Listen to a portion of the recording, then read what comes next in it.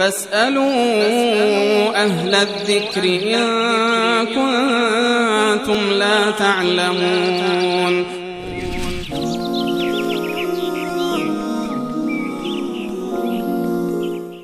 بیننده بعدی از نکابات سوال کردن که خانم من میخواد آرایشگری بانوان باز کنه، آیا آرایشگری خانم ها از نظر شرعی اشکال داره یا نه؟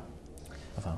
در مجموع در آرایشگری زنها آن چیزهایی هست که از لحاظ شرعی جایز است و چیزهایی هست که ناجایز است. از جمله پیامبر اکرم صلی الله علیه و سلم گرفتن باریک ساختن موهای ابرو ایرا پیامبر اکرم صلی الله علیه و سلم منع کردن و پیامبر اکرم صلی الله علیه و سلم لعن الله النامصة والمتنمصة.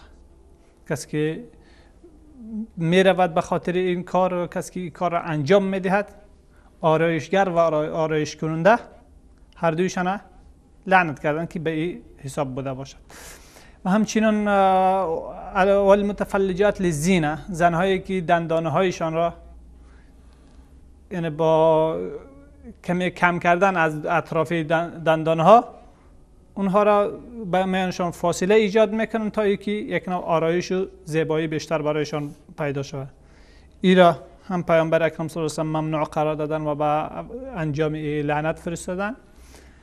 و سوم چیزی که هست پیوند دادن موی ها تا اینکه یعنی موی او کوتاه هست، پیوند به او میده تا به اینکه او را به نحو با آرایشتر و دارای موهای زیباتر به نمایش بگذارد تا اینکه کسی دیگری در اینجا به فریب حالت او می رود. سه هست. چهارم هم وضع است که در آرایش زن را شبیه مرد یا مرد را شبیه زن بسازد. بله. یعنی آرایشی که قطع موی های سر تا به حدی که یعنی به موی مرد شباهت پیدا کنه، و یا انجام دیگر آرایش هایی که زن را به مرد نزدیک شبیه بسازه یا که مرد را به زن شبیه بسازه.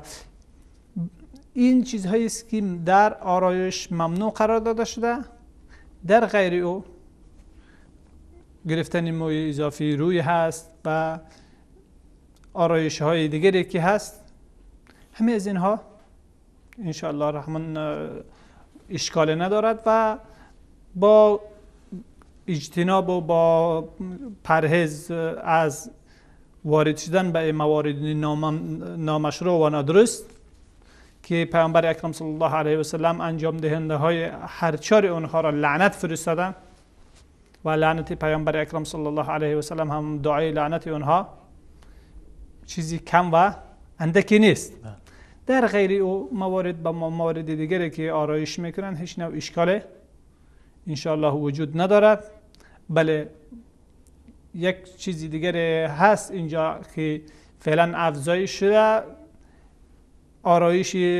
آرایش زن به لباس های برهنه یا نیمه برهنه، و اون هم اگر حضور در لباس هایی که برهنه باشد او اشکال کلیش هست، اما در لباس هایی که بعضی از قسمت های بدنی او نمایان می شود چیزی قسمتی نباشد که در دید زنها برای او ناممنوع باشد، در دید زنها برای او ممنوع بوده باشد، دیگر انشالله اشکالی ندارد. اما در اینجا که به این شکل آرایش را به شکل گرفتن که با لباس های نیمه برهنه یا برهنه با تقلید از غرب، اینجا مورد دیگری اشکالی هست که برمیگرده به نحوه لباس، اشکالی در لباس هست نه به اصلی آرایش.